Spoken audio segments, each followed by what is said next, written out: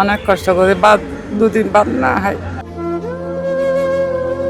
এভাবেই দীর্ঘ 5 দিনেরও বেশি সময় ধরে পানিবন্দী হয়ে আছেন 50 বছর বয়সী নূর আয়েশা।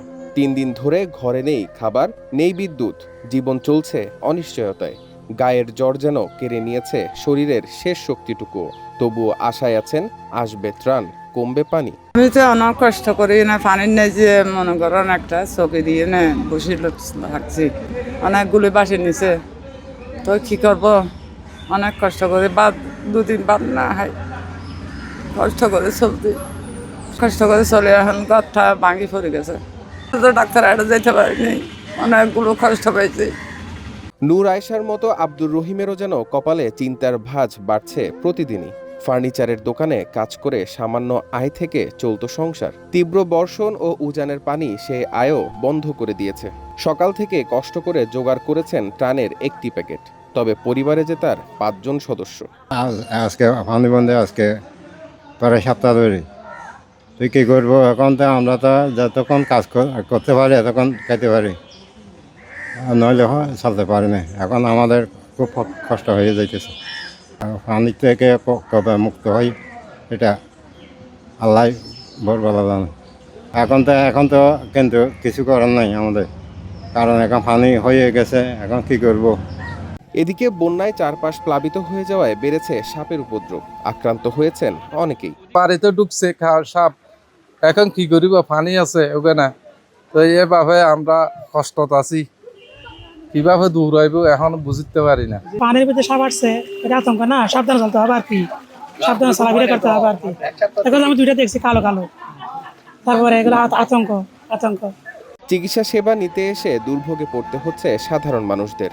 যাতায়াতের সুবিধা না থাকায় আসতে পারছেন না চিকিৎসকেরা। ডাক্তাররাও কেউ আসতে পারতেছে না ভালো করে, এখানে এতটুকু এক কোমর পানি, ডাক্তাররা কিভাবে আসবে চিকিৎসা করার জন্য? তাই কোনো ডাক্তাররাও ভালো করে চিকিৎসা দিতে পারতেছে না, রুগীরও কোনো চিকিৎসা পাচ্ছে না। সেই হিসেবে পানি এখানে থেকে গেছে, এখানে এমার্জেন্সি রুম সরাই ফেলছে, মানুষ রুগীদের ভোগান্তির কোনো শেষ নেই। আমি সরকারের প্রতি উদাত্ত আহ্বান করব, আপনারা এই স্বাস্থ্য কমপ্লেক্সগুলো একটু বিশেষ করে নজর দেন। শুধু চিকিৎসা সেবাই নয়, চরম লোকসানের মুখে এখানকার মৎস্যজীবীরা। বন্যার পানিতে ভেসে গেছে ঘেরের সব মাছ। এখানে মুরগির ফার্ম ছিল, খেত কামার ছিল, সবগুলো বন্যার ভাসে মাছের একেবারে নিয়ে গেছে। এখন আমাদের কিছু বলার থাকবে আর মুখ দিয়ে বলার আসে না।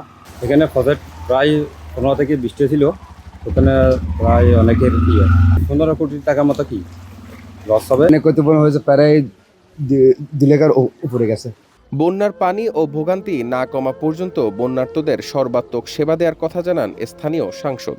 30,000 পরিবারকে আমরা ইতিমধ্যে পৌঁছানো সম্ভব হয়েছে।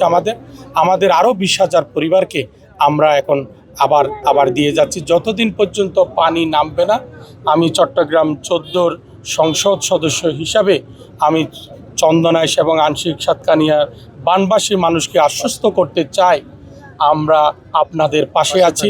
সরকারিভাবে দেয়া হচ্ছে ত্রাণ সহায়তা।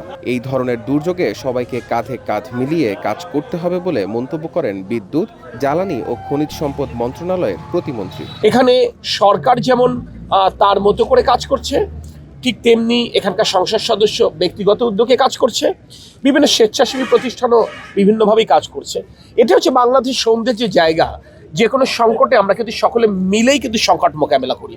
আমি মনে করি এই সময়টা আসলে দোষারোপের সময় নয়, এই সময়টা আসলে কাঁধে কাঁধ মিলিয়ে নিরন্ন মানুষ, দুর্গত মানুষের পাশে দাঁড়াবা। নেই চিকিৎসা, ভেসে গেছে ঘেরের মাছ। বিদ্যুৎহীন, খাদ্য সংকটে চরম ভোগান্তিতে সাতকানিয়ার সকল মানুষ। কবে মিলবে এর থেকে মুক্তি, সেই দিনের অপেক্ষায় চট্টগ্রামের বানভাসীরা। মাহমুদ ফাহিম, আমার দেশ, চট্টগ্রাম।